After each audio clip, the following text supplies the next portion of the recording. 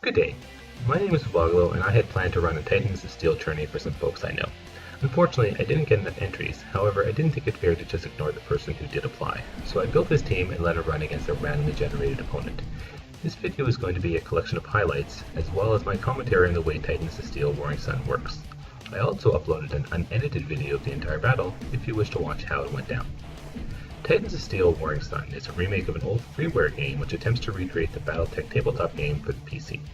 Warring Sun itself used to be for sale, but is now also available for free from the developer's website. The game is mostly a random battle generator, though there is the ability to use a map editor to make custom scenarios and campaigns, as well as a few example ones included with the package. How that works is something to be covered at a different time, however.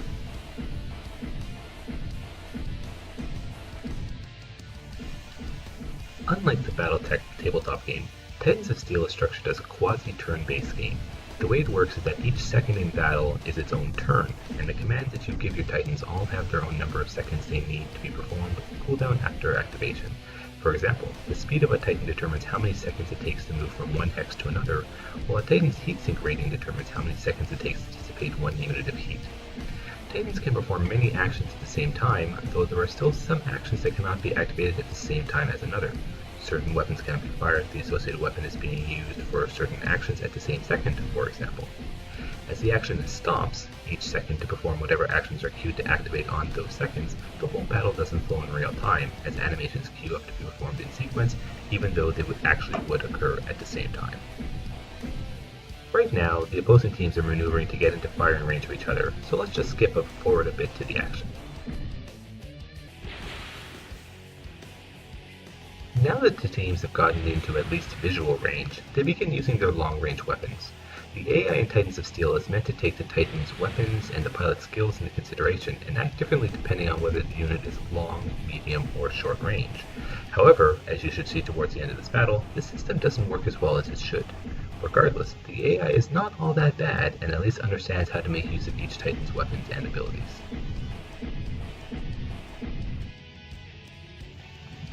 While we're here, I'll point out a few things about the UI. In the upper left we have the threat counter. The LEDs here indicates roughly how many enemy Titans are locked on, however this is not always accurate and is dependent on the pilot's electronic warfare skill.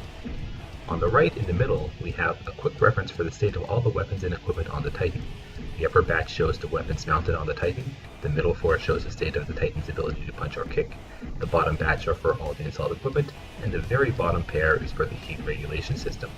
The first LED indicates how damaged the weapon or equipment is, while the second LED indicates its current status. For example, is it currently activated, reloading, or ready to fire? Below these LEDs is the icons for the various kinds of defensive systems and whether they are activated or not. Below that is the Titan's heat gauge with the different danger ranges indicated. Lastly on this side is 3 LEDs that indicate the health of the pilot. At the bottom left we have the currently active Titan status, and next to it is the status of the Titan that unit is currently locked onto. The status is not always accurate however, and is based on the pilot's scanner skill and the Titan's scanner system. To the right of that would be the location for all the commands you can give a Titan when the game pauses. As the game is being run entirely by AI at the moment, it is not necessary to show these commands. Next is a box that provides help text for whatever the mouse cursor is currently hovering over. Lastly, in the bottom right, we have a box displaying the current second, the direction the active Titan is facing, the number of jump jet charges, and defensive measures such as chaff remaining, and the name of the pilot as well as the current action being performed.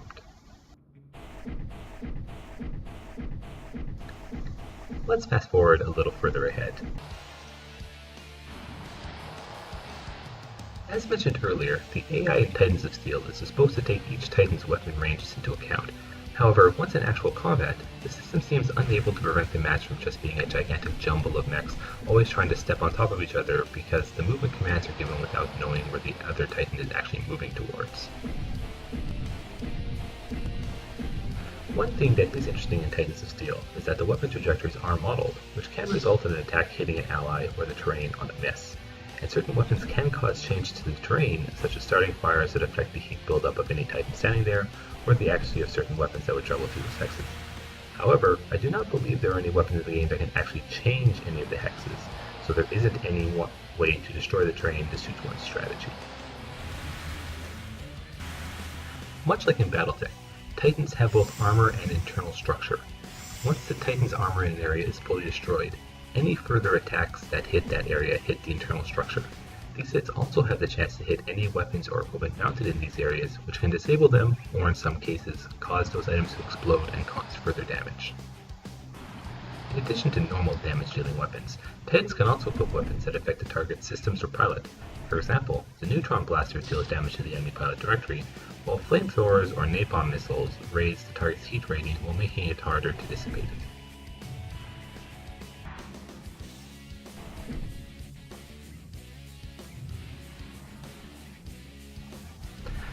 Here we have a Titan being hit in an ammo bay, which causes it to explode and deal damage to the section it's in, as well as adjacent sections.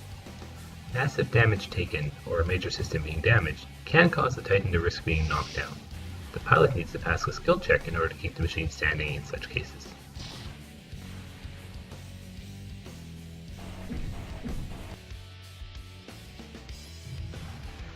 Victory is determined when one team is fully destroyed or disabled. A Titan is destroyed if its engine or cockpit is destroyed, or if it's powered off and its heat regulator is disabled. A Titan is disabled if it has lost one arm and cannot stand, either due to a leg blown off or the gyro being disabled.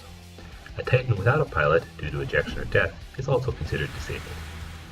Once a match is complete, the defeated team loses all Titans that were disabled or destroyed, and the winning team has a random chance to win one of the non-destroyed Titans. The winning team gets salvage money based on the highest business and damage control skills of the pilots in the battle. Both teams will gain a fixed reward for participating based on the difference in skill between the teams, as well as a bounty for each enemy pilot killed. With this, let us see through to the end of the match. Thank you for watching.